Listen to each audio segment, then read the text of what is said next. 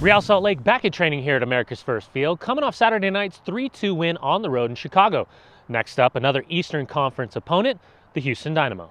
We were obviously pretty disappointed at halftime, but we didn't let up that many chances. They happened to capitalize on a couple of mistakes we made, and so yeah, just trying to keep improving and making sure we're not giving up quality chances like that. But with that being said, proud of the reaction from the guys. They really battled all the way through the 90 minutes and a great job to pull out the win. We felt like we had a lot of good possession, created a lot of really good chances, and get that first one and then see how they react. And it was a credit to the guys because they kept pushing. I think it was just a common belief in ourselves and the fact that we can go down 2 goals and we still have a chance in games. I think too many times teams go down goals, they give up, but I thought that we did a really good job coming back. Sunday night, the only time Real Salt Lake and the Houston Dynamo will play each other in the 2014 season. Real Salt Lake has never won in Houston. 0 wins, 8 losses, 1 draw.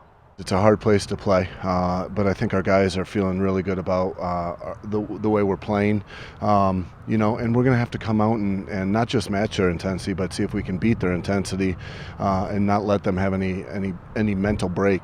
They know that at any time they can really dominate and score a couple goals in a row, get the crowd behind them. It's obviously a difficult place to play, especially with the weather throughout the summer. And they've had really quality teams for years now. Credit to their staff and the guys that have been around for a while.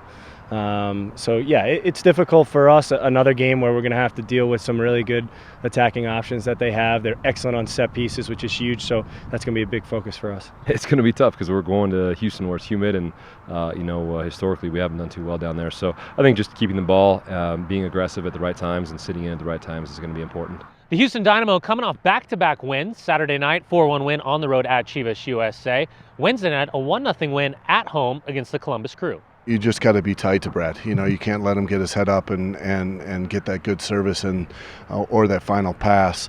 And also we need to focus on set plays, with his service, and that is fantastic. But they're a very dangerous team. Boniek Garcia, Barnes out of that midfield position is very dangerous. When we don't have the ball and they are on the ball, we need to make sure that we are in real good positions, both with our shape and just tucked in defensively, so that if he's serving a ball in, we're going to be able to deal with it. He's a really good player. He doesn't show it, on the video, but he's really quick.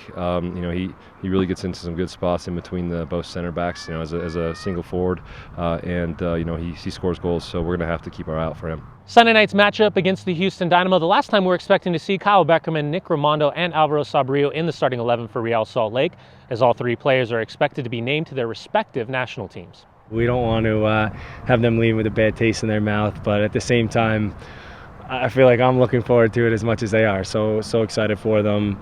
We don't want to lose them, for a few games throughout the next month or 2. But with that being said, just so excited for the World Cup coming up and that they're going to be a part of it. Every time you step on the field with great players like that, it's always an opportunity to do well and to play well with those guys. So it's definitely going to be special with those guys. They're going to want to leave on a high note because they're such team players, and I think it will set the tone for the time when they're away.